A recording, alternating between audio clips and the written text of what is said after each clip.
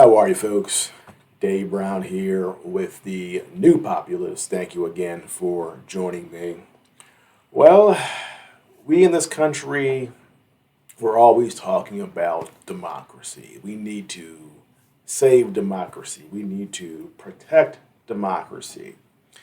And one thing that has become clear that people who say that we need to save democracy, what they are really saying is that we are scared that the democratic process is not working out for us, and so we need to prevent the democratic process from taking place. And that's why we have Donald Trump with, 90 indictments from the deep state, because they fear that if he were to get on the ballot, he would be elected again and democracy would not go their way. And we have some recent polls that show that they have a reason to be scared. Just recently, poll from ABC, Washington Post, shows that Trump has a 9-point lead over Joe Biden, head to head. And this has a lot of Democrats, a lot of liberals, very, very worried now. Is he actually leading by 9 points? No, this is a snapshot right now of the general mood of the country, and of course, this will change. But Trump has been trending up the last several months, and the trend shows that Trump is again improving while Biden is fading. And if we go to Real Clear Politics, it shows that Trump now in the aggregate has a 1.6 point lead over Joe Biden. So democracy right now is not working out for the elites, and they, of course, they're going to, do something about it. And I'll talk about that later. Now, why is Joe Biden fading right now? Well, we do have the war in Ukraine. That's a big problem. The economy is not as good as they say it is. Inflation, gas, that's still a problem. But the big issue right now is immigration. That is a massive issue.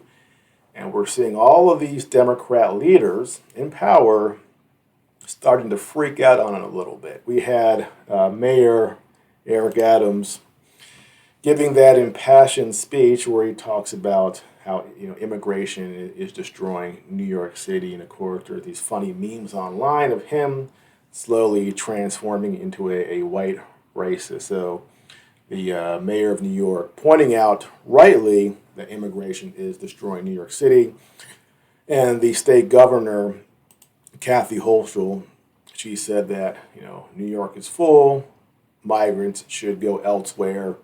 And we have the Connecticut governor asking residents to shelter migrants. So there is a massive immigration problem that is, gotten worse to the point where even Democrat leaders can no longer avoid it.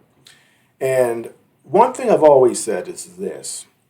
We have a demographic in our country, in the suburbs, white suburban women, who really have a lot of power as far as the swing vote. In Pennsylvania, in Georgia, Arizona, that demographic really can decide an election.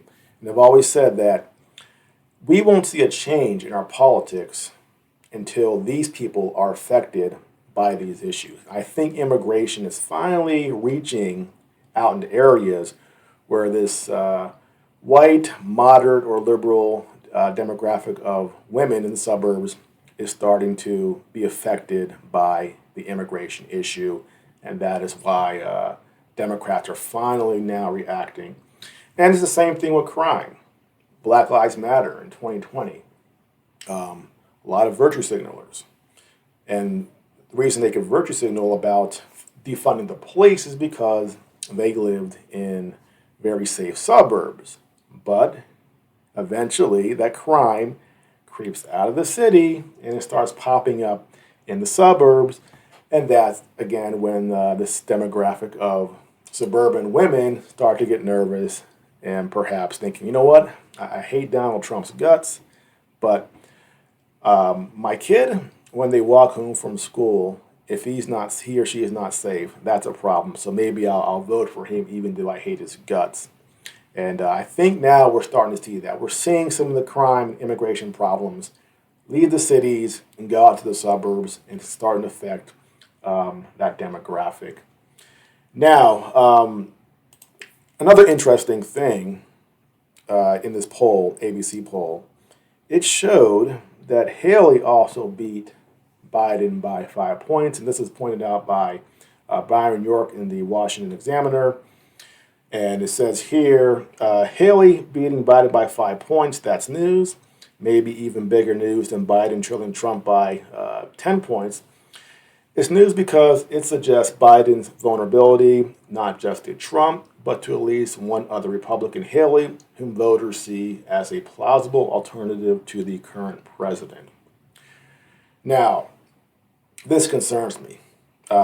If you've seen my other videos, you will know I cannot stand Nikki Haley. She is a complete neocon. She's completely establishment.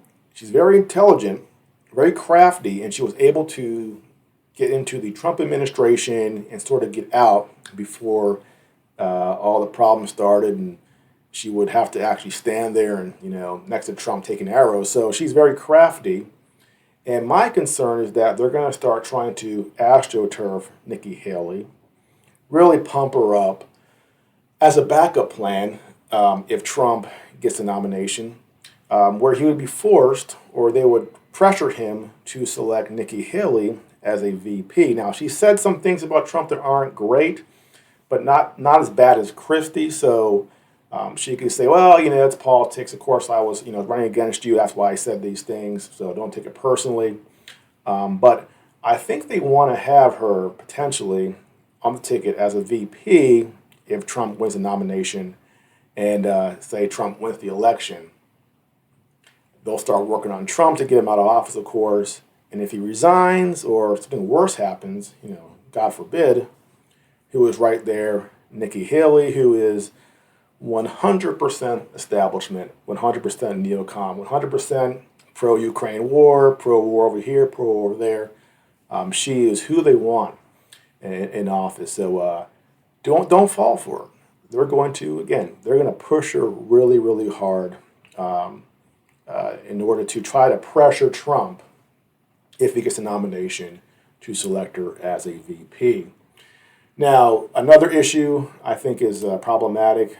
Gavin Newsom, Ron DeSantis. I think Ron DeSantis is making a very big mistake by agreeing to debate with Gavin Newsom. So how did this come about? Well, Gavin Newsom, back in September last year, challenged Ron DeSantis to a debate from his Twitter account. They went back and forth for a while.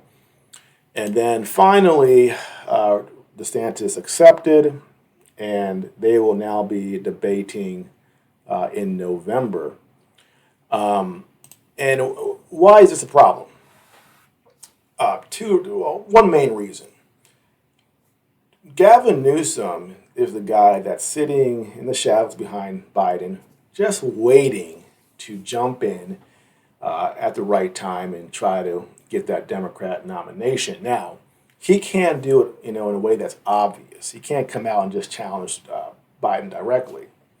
So what he can do, however, is debate with DeSantis on a national platform for 90 minutes, and that will be his audition to the Democrat Party, to the voters, to the leadership, to the donors, to show them that, hey guys, you got this guy in the White House who's got dementia, he can't talk.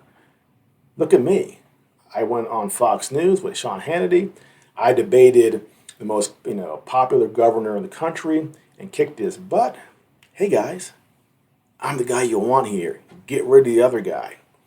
So I think this is an opportunity for Newsom that he's been setting up to get some exposure, to get on the in the national spotlight without doing it in a way that's obvious to Biden that he is being undercut by him. And so Gavin Newsom has planned this out. He has everything to gain.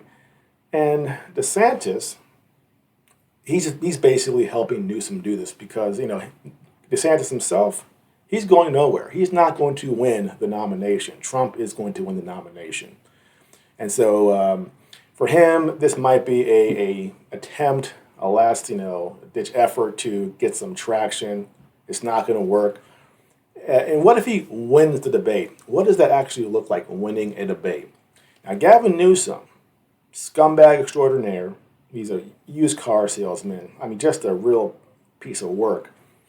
But what he is photogenic. He's crafty. He's wily. He's quick on his feet. And even if he goes into a debate where he doesn't really have the goods because, well, look at California, it doesn't matter. Optics. He will lie his butt off. He will twist and squirm. And again, even if he, on the subject matter, loses, I think he still wins the debate by how he presents himself. And that's what he's going for. Not the actual issues. He's presenting himself optically to the Democrat base, the donors, to the voters. That's what he's doing. And DeSantis and Sean Hannity is giving him this opportunity. So I think this is not a good idea. And this is not helping DeSantis. This will only help Gavin Newsom. And Newsom, again, has been setting this up. Mark my words that this is what's happening here. So Ron DeSantis, 6 months ago, really, enjoyed the guy. I still like Ron DeSantis. But he's showing that he doesn't have very good political instincts. He doesn't get it. And he kind of reminds me in some way of Ted Cruz back in 2016, where Ted Cruz would say the right things, but when you saw his face and you saw, he just like, I don't know about this guy. And Ron, he's, very robotic, very stiff. He doesn't really relate and, appeal to people in that politician-like way where you go, man, that guy's awesome. I really, something about that guy. He doesn't have it. And that is becoming more and more obvious as time goes on. And there is no cure for that. If you don't have it, you never will. Clinton, Obama, Trump, even, unfortunately, Gavin Newsom has it. And that'll be more than apparent when they debate in November. And this will only, again, elevate Newsom and do very little for DeSantis. So I wish he hadn't done this. Well, that's it for now. If you are new to my channel, please like and subscribe, and I'll see you next time.